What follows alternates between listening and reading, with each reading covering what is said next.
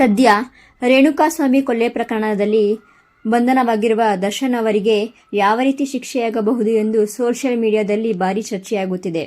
ನಟಿ ರಮ್ಯಾ ದರ್ಶನ್ ಅವರ ಬಗ್ಗೆ ಒಂದು ರೀಟ್ವೀಟ್ ಮಾಡಿದ್ದಾರೆ. ದರ್ಶನ್ ಮಾಡಿರುವುದು ಒಂದು ಜಾಮೀನು ರಹಿತ ಅಪರಾಧ ಎಂದು ಮಾಡಿರುವ ಟ್ವೀಟ್ ಅನ್ನು ಮತ್ತೆ ರೀಟ್ವೀಟ್ ಮಾಡಿರುವ ರಮ್ಯಾ ದರ್ಶನ್ಗೆ ಪರೋಕ್ಷವಾಗಿ ಶಿಕ್ಷೆಯಾಗಲಿ ಎಂದು ಹೇಳಿದ್ದಾರೆ. ಅದೇನೆಂದರೆ, ನಟಿ ರಮ್ಯಾ ಅವರು ಖಾಸಗಿ ಚಾನೆಲ್ ಒಂದರ ಸ್ಕ್ರೀನ್ ಶಾಟ್ ಪೋಸ್ಟ್ ಮಾಡಿ ಸೆಕ್ಷನ್ 302 ಅಡಿಯಲ್ಲಿ ನಟ ದರ್ಶನ್ ಜೀವಾವಧಿ ಶಿಕ್ಷೆ ಅಥವಾ ಶಿಕ್ಷೆಯನ್ನು ಪಡೆಯುವ ಸಾಧ್ಯತೆ ಇದೆ.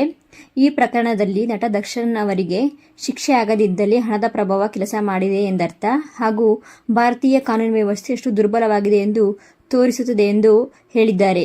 ಆ ಮೂಲಕ ಸಂತ್ರಸ್ತರಿಗೆ ಸಿಗಬೇಕಾದ ನ್ಯಾಯ ಸಿಗುತ್ತದೆ ಎಂದು ಆಶಿಸುತ್ತೇನೆ ಎಂದು ಪರೋಕ್ಷವಾಗಿ ದರ್ಶನ್ ಅವರಿಗೆ ಶಿಕ್ಷೆಯಾಗಬೇಕು ಎಂದು ರಮ್ಯಾ ಅವರು ಟ್ವೀಟ್ ಮಾಡಿದ್ದಾರೆ.